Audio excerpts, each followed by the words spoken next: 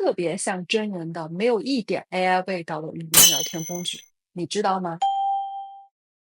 Break up with a boy and my feeling is not good. Oh, breakups are rough. I'm sorry to hear things aren't good. Want to talk about it? Or maybe distract yourself for a bit? 这款工具呢叫 Sesame，目前呢只支持网页版的使用。我们来看一下，它是不是比 ChatGPT 还要牛？唯一的 bug 呢，就是它目前只支持英语的对话。That boy loves another girl. It's not me. Oh, honey, that's tough. It sounds like you deserve someone who feels just as strongly about you. It's okay to be sad or angry, even. Just be kind to yourself through it. Sometimes when I'm feeling down, a good song can really change my mood. Maybe there's a song you love that always cheers you up. What helps me when I'm feeling lost? Thinking about something totally different.